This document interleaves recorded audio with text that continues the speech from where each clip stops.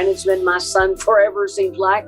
Although he's my stepson, I still love him like he's my blood. Country music icon Reba McEntire has finally broken her silence on the shocking tragedy involving her own family, her stepson, Brandon Blackstock. Last week, my stepson, oldest son, Brandon Blackstock, went home to be with God. His struggle is over, and he is in eternal peace in God's presence. Reba is not the type to just open up about personal matters like this. She's built her reputation on class and keeping certain struggles away from the cameras. So when she finally decides to speak, you know it's not just words. It's something that carries real weight. But what exactly did she say? Stay with me, because we're not just going to skim the surface here. We're going deep into the backstory that many people still don't know. Reba McEntire shares emotional tribute on Instagram.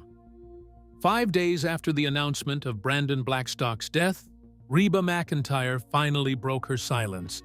And when she did, the words carried the kind of weight only a grieving heart could deliver. The 70-year-old country legend took to Instagram on August 12th to share a heartfelt message that quickly reminded everyone how much of a bond she shared with Brandon, even though they were not biologically connected. She described him not simply as her stepson, but as her oldest son, a choice of words that said more than any lengthy explanation ever could. Wasn't that such a powerful way to show the world that family isn't always about blood, but about love, commitment, and shared history? In her tribute, she wrote that Brandon had gone home to be with God, and that his long struggle was finally over. Those words painted a picture of a woman torn between grief and relief, grieving for the loss of someone she loved dearly, but also comforted by the thought that he had found peace. Reba's use of the phrase stepson, oldest son, was not a casual slip. It reflected the way she had always seen her relationship with Brandon. She had said as far back as 2010 that she didn't view Brandon, Chastity, and Shauna as stepchildren, but as her own. That statement was not just lip service, it was something she had lived out in the way she embraced them. Isn't it remarkable how some bonds outlast marriages, divorces, and all the complicated turns of life? Even after her 26-year marriage to Narvel Blackstock ended in 2015, her connection with Brandon never faded. In fact, she once told Entertainment Tonight in 2021 that Brandon had been her son forever, it seems like, adding that she loved him like he was her blood. Words like that can't be forced. They only come from years of shared life, laughter, and tears. Her Instagram tribute was made even more moving by the photographs she chose to share alongside her message. The carousel included snapshots that spanned different seasons of their relationship. The two of them fishing off a pier, enjoying simple farm life with a chicken, and even dressed up for special moments. Each image showed a closeness that could not be staged, smiles too genuine to be for the camera alone. And isn't it true that sometimes photographs capture what words struggle to say? These moments showed that their bond wasn't limited to family gatherings or public appearances. It was built in the everyday joys of shared activities and quiet companionship. Just months before his passing, Brandon had even joined Reba and other family members at the Houston Rodeo, and that memory stood as yet another reminder of how much family time meant to him. In her closing words, Reba wrote that there was no one else like him, and that his laughter and legacy would live on through his family. She ended with a cowboy's farewell. "Rest in peace, cowboy. Happy trails to you till we meet again." Those lines felt like a mixture of sorrow and hope, as though she was acknowledging not just an ending, but also a promise of reunion. And doesn't it strike the heart when someone manages to weave both pain and peace into the same breath? She pointed to his lengthy battle with cancer, noting that his struggle had finally ended. But instead of focusing on the sadness, she highlighted the joy and impact he had left behind.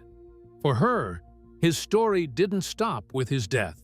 It continued in the laughter of his children and in the memories they all carried. Her message drew a flood of support from friends, family, and fans alike, proving that grief shared openly can often become a bridge of comfort. Among the many responses, one particularly tender exchange stood out. Her biological son, Shelby, had also spoken publicly about Brandon, and Reba commented under his statement, writing, "Very well said, Shelby. Yes, we will miss him so much." In those words, you could sense not just a mother consoling her child, but a family united in their grief, leaning on one another in the face of loss. And as you'll soon see, that ripple became even more real when the family finally broke their silence and confirmed the heartbreaking truth behind Brandon Blackstock's cause of death. So don't look away now, because this is where the story takes an even more emotional turn that you'll want to stay with till the very end. Family confirms Brandon Blackstock's cause of death. Brandon Blackstock's passing was reported as the heartbreaking end of a long health battle, and those who knew him described it as a struggle marked by both courage and quiet strength.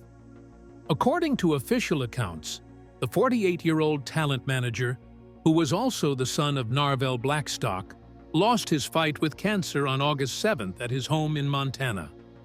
Family members were said to be by his side in his final moments, which offered a measure of comfort, even in the midst of such profound loss. The illness that claimed his life was melanoma, a serious form of skin cancer, and reports revealed that he had been contending with it for more than 3 years. His journey began with a diagnosis in 2021, and from that point forward, his life was shaped by a mix of hope, treatment plans, and the sobering reality of a disease that refused to loosen its grip. It was noted that he pursued several forms of treatment, yet the cancer continued to progress despite all efforts. One cannot help but wonder, how does someone balance the weight of such a diagnosis with the demands of everyday life? Close friends of the family explained that Brandon preferred to keep his health struggles mostly private. He wasn't one to seek attention or sympathy, and in fact, he deliberately avoided sharing too much publicly. His mother, Elisa Gale Ritter, occasionally dropped subtle hints on social media about his challenges, but she never directly named the illness, perhaps out of respect for his wishes. Those who were closest to him said he carried himself with quiet dignity, focusing on his work and his responsibilities, rather than letting his illness define him. After his divorce from Kelly Clarkson, Brandon had moved to Montana, and it was there that he chose to manage his affairs, away from the noise and scrutiny of the spotlight. Isn't it striking how some people prefer to carry their heaviest burdens in silence, as though protecting the world from their pain? The official confirmation of his passing came from the Silver Bow County Coroner's Office in Montana. Their statement explained that his death was directly linked to complications from melanoma. They described it as a natural passing, brought about by the advanced stage of the cancer, with no other factors playing a role. That clarity perhaps provided the family with a sense of closure, even though the loss itself remained impossible to fully accept. Reports emphasized that what finally claimed him was not sudden or mysterious, but the relentless nature of the illness he had been battling all along. It makes one think, when someone fights so long and so hard, do their final days feel like a loss or like a release? In the wake of his death, the Blackstock family released a heartfelt official statement through a representative. The words were brief but deeply emotional, acknowledging the enormous weight of their grief and requesting privacy as they attempted to navigate their sorrow. They asked the public to respect their space in that difficult moment, a plea that many could understand. Because how can one properly mourn when the eyes of the world are watching? Soon after, the family held a private memorial service, keeping it small and intimate, attended only by close relatives and friends. Out of respect for Brandon's life and his preference for privacy, they chose not to make the details of the funeral public. Instead of flowers, the family requested that well-wishers make donations to melanoma research foundations, a thoughtful decision that reflected both gratitude and a desire to help others who might one day face a similar battle. After all, isn't it often in grief that families find ways to transform loss into hope for others? Brandon Blackstock's story, as told through these reports, revealed a man who lived with determination, faced illness with quiet resilience, and left behind a family determined to honor him with dignity. His death was not just the end of a long struggle with cancer, but also a reminder of how fragile life can be, and how even in silence, a person's journey can speak volumes. Those who knew him remember not only his professional accomplishments and family ties, but also the strength with which he walked through his hardest days. In the end, his legacy rests not just in the battles he fought, but in the way he chose to live while fighting them. Now, with such a story, you might wonder how the people who stood closest to him, who shared his name and his life, are coping and choosing to speak out. This is where things get even more emotional, because the spotlight falls on those who not only lost him, but are now carrying his memory forward in their own ways. So stay with me, because their responses don't just honor him, they add another layer to this story you absolutely don't want to miss. Shelby Blackstock and Kelly Clarkson respond publicly. In the days right after Brandon Blackstock's passing, emotions ran deep within his family, and each person found their own way of expressing the heavy weight of loss. His younger brother, Shelby Blackstock, stepped forward almost immediately, as though he could not hold in the grief that was pressing on his heart. On August 8th, only a day after Brandon's death, Shelby shared a heartfelt message on Instagram, pouring his pain into words that many would say are almost impossible to put together when someone so close is gone. He posted a collection of family photos, snapshots of years filled with laughter, togetherness, and brotherly moments that now carry an entirely different kind of meaning. He wrote that words could hardly capture the tremendous loss their family had suffered, explaining that they had lost not only a brother, but also a father, a grandfather, and a son. He described Brandon as an irreplaceable part of their family, calling him funny, bright, and full of life. One could almost feel Shelby's voice trembling through the post, as if every sentence was weighed down by memories that felt too heavy to carry, yet too precious to let go. After all, how do you sum up someone's entire existence in just a few lines of text? Alongside his words, Shelby shared touching photographs that told a story all on their own. There were images of him and Brandon sharing hugs, smiling with beers in their hands while out on a boat, and sitting side by side at family gatherings. Each picture seemed to freeze moments that will now forever live in the past, yet somehow remain timeless in their meaning. He said that Brandon had taught him so much and had left behind countless memories that he would hold on to forever. Reading his words, one could not help but think, aren't those the memories that become our treasures when the person is no longer with us? Reba McEntire, Brandon's stepmother, chose to keep her first words brief but filled with warmth, as though she knew that sometimes silence says enough, and only a few carefully chosen words are needed to show love.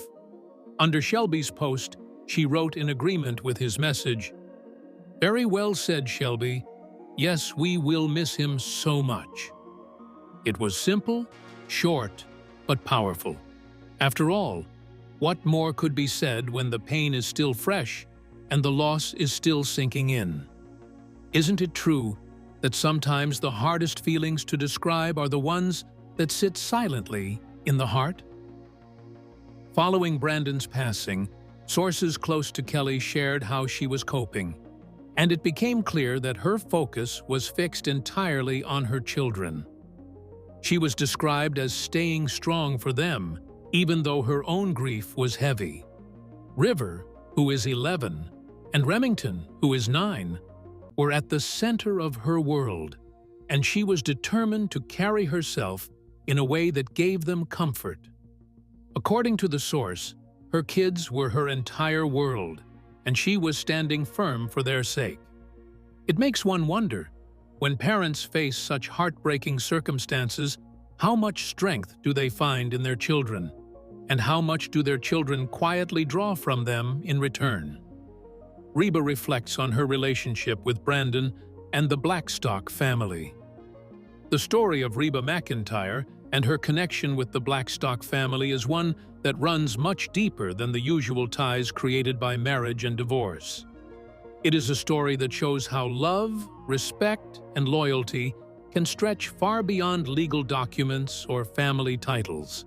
People often think that once a marriage ends, the bond with stepchildren fades away too.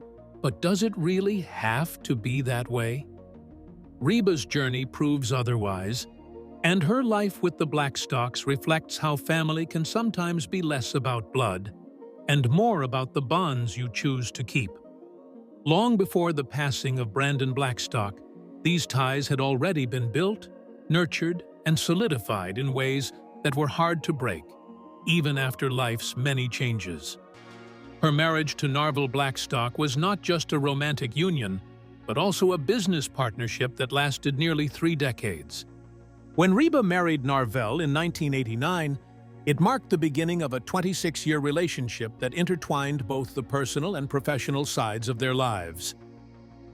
Narvel wasn't just her husband, he was also part of her band and eventually became her manager. Everything they did seemed to circle back to work, even in the most private of moments. Reba herself admitted on the Drew Barrymore show that almost everything they shared had some form of business attached to it, whether it was their morning routines, quiet conversations at night, or even during vacations. The focus always seemed to shift back to career plans.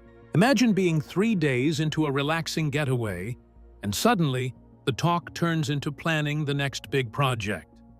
Could that have made the line between personal life and professional life blur too much? Perhaps it did, and perhaps that was one of the cracks that eventually widened in their marriage. When their marriage ended in 2015, many would have expected Reba to slowly drift away from Narvel's children, as is often the case in stepfamily situations.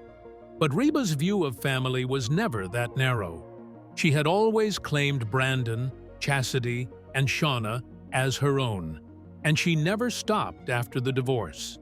In fact, back in 2010, even before her separation from Narvel, she had already made it clear in an interview with The Boot that she never considered them to be stepchildren. She simply called them her kids, plain and simple. Years later, in 2021, her words still carried the same warmth when she described Brandon as her son, saying she loved him as if he were her own flesh and blood. Isn't it rare to see that kind of consistency, especially after a painful divorce? While many families split into sides, Reba showed that love doesn't vanish just because a marriage contract comes to an end. This closeness was not just talk. It was visible in the way the family kept coming together for gatherings and celebrations long after her marriage to Narvel had ended. To Reba, Brandon wasn't just part of her past. He was still part of her present and her future. Their relationship was proof that sometimes, once someone becomes family, there's really no going back to seeing them as anything less. Things became even more delicate when Brandon's marriage to Kelly Clarkson fell apart in 2020. Anyone else in Reba's position might have been forced to choose sides, but she found a way to balance her heart and loyalty without alienating anyone. Kelly wasn't just Brandon's wife, she was also Reba's close friend. Over the years, the two women had shared a bond built on respect and admiration. So when the divorce was announced, Reba's position could have easily become a very tricky one. But how do you show love to both people without making either feel abandoned? That was the challenge, and Reba handled it with grace. She was clear in interviews that she would not play favorites. Speaking openly, she said that both Brandon and Kelly meant a lot to her, and that she was pulling for both of them. In her own words, Brandon was her stepson, and Kelly was her good friend, and she wanted nothing more than to see both of them find peace in such a difficult time. Reba's choice to stay neutral wasn't just about avoiding conflict. It was about showing that love doesn't have to be conditional. With this, we have come to the end of this video. Thanks for watching. If you enjoyed this video, do well to like, comment, and subscribe for more content. To enjoy more thrilling stories, click now on the following video that pops up on your screen.